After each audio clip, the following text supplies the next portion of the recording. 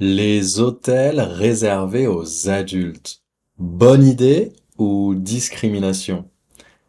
Imagine, tu arrives enfin à ton hôtel. Tu poses ta valise, tu t'installes au bord de la piscine, tu fermes les yeux, le soleil brille, tout est calme, enfin, presque. Un enfant saute dans la piscine. Puis un deuxième, puis un troisième. Et là, tu te dis, finalement, un hôtel réservé aux adultes, ce ne serait peut-être pas une si mauvaise idée. Pourquoi?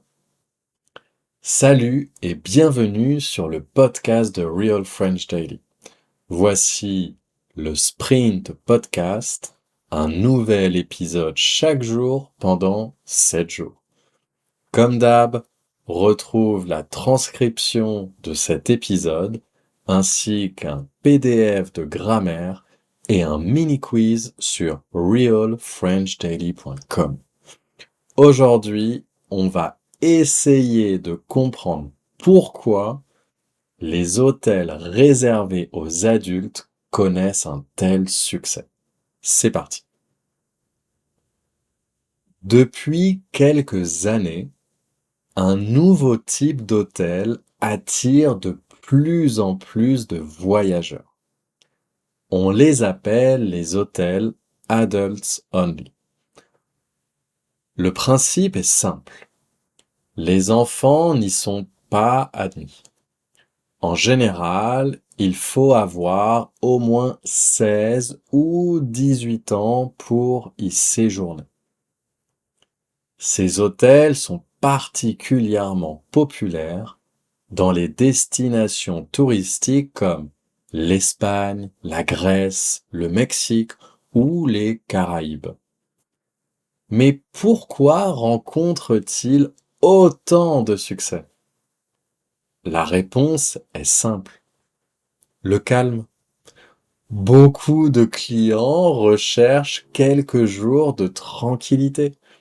Ils ou elles veulent lire un livre au bord de la piscine, dormir un peu plus longtemps ou simplement profiter du silence.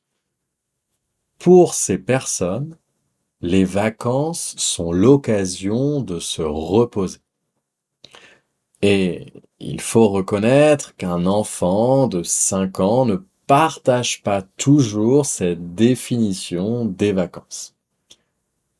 Évidemment, tous les parents ne voient pas les choses de la même manière. Certains comprennent parfaitement ce concept. Après tout, il existe déjà des hôtels spécialement conçus pour les familles, avec des clubs pour enfants, des toboggans et des activités toute la journée. Pourquoi ne pas proposer aussi des hôtels destinés aux adultes?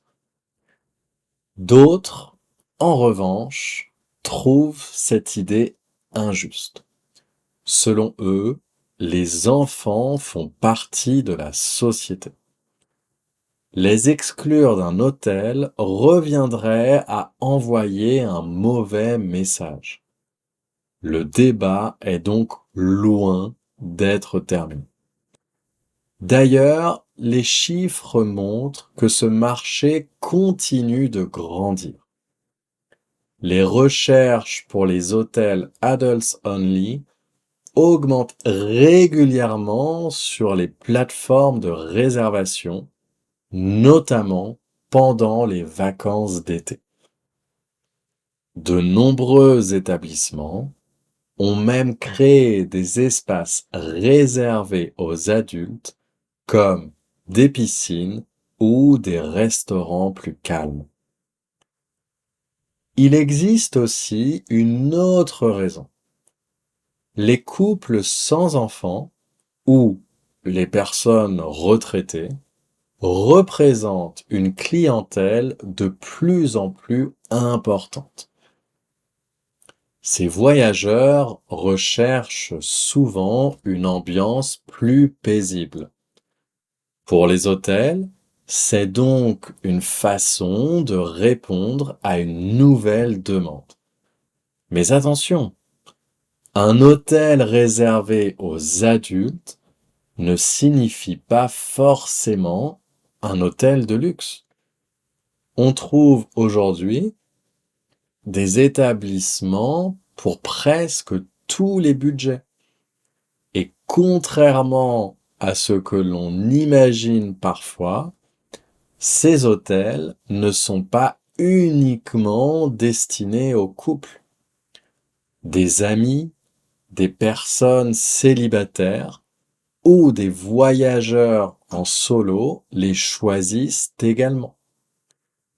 Finalement, cette évolution montre que le tourisme devient de plus en plus varié. Aujourd'hui, chacun cherche des vacances qui correspondent à ses envies. Certains rêvent d'un hôtel rempli d'animations, d'autres préfèrent entendre le bruit des vagues et rien d'autre. Alors, les hôtels réservés aux adultes sont-ils une bonne idée ou bien s'agit-il d'une forme de discrimination? Le débat reste ouvert.